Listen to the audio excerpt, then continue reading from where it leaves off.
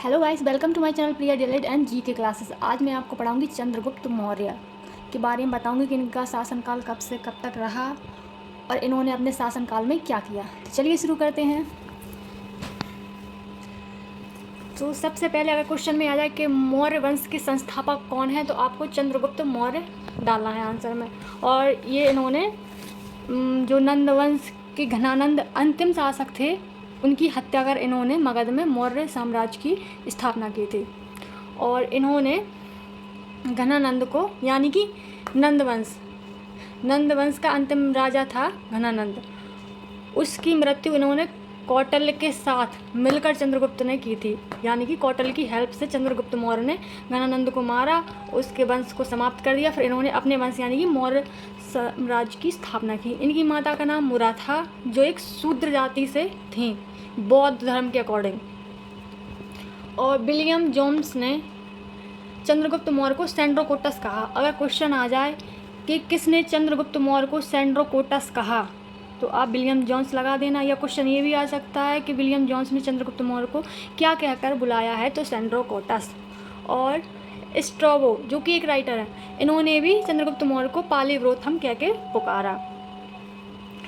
और मुद्रा राक्षस के लेखक हैं विशाखदत्त। इसमें चंद्रगुप्त मौर्य के सूत्रों के बारे में जानकारी दी गई है, जो 9वीं शताब्दी में लिखा गया था।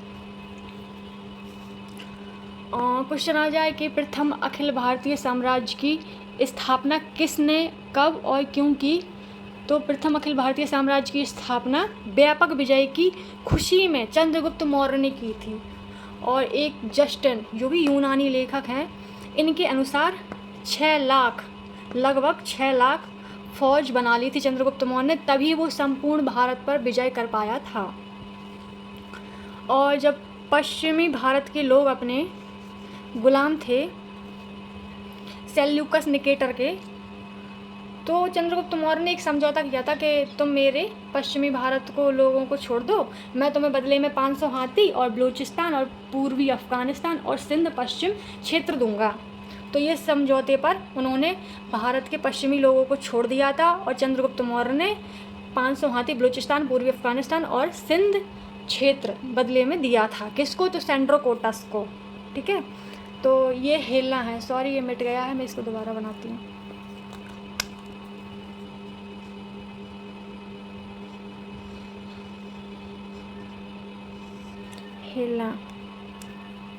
हेलना ये सेल्यूकस निकेटर की पुत्री थी।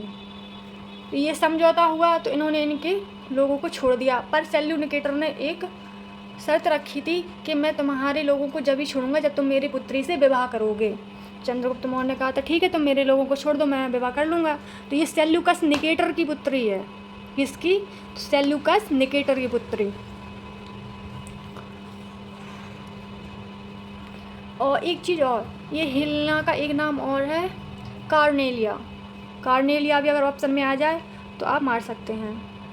और इनके चंद्रगुप्त और हेलेना के विवाह का उल्लेख सिर्फ एक ही राइटर ने किया है, जो है एप्पियानस। अगर क्वेश्चन में आ जाए कि चंद्रगुप्त मौर्य के विवाह का वर्णन किसने किया, तो आप एप्पियानस मार सकते हैं। और ये है इंडिका, ये लिखी मैगस्थनीज ने। मैगस्थनीज सेल्यूकस निकेटर का राजदूत था। इसने अपना राजदूत चंद्रगुप्त मौर्य के दरबार में भेजा, जो था मैगस्थनीज, जो 9 वर्ष तक चंद्रगुप्त मौर्य के दरबार में रहा। और उसने वहाँ की जानकारी निकाली कि वहाँ की कैसी राज्य व्यवस्था है, कैसी अर्थव्यवस्था है, और उसी व्यवस्था का वर्णन उसने अपनी इंडिका पुस्तक में किया। और चंद्रगुप्त मौर्य का शासनकाल रहा 322 ईसा पूर्व से 298 ईसा पूर्व। एक क्वेश्चन और आता है कि चंद्रगुप्त मौर्य मगध की गद्दी पर कब बैठा, तो आपको 322 ईसा पूर्व लिख देना है। चलिए गाइस, आज के लिए इतना ही। कल हम आपको पढ़ाएंगे चंद्रगुप्त मौर्य के पुत्र के बारे में, जिसका नाम है बिंदुसार।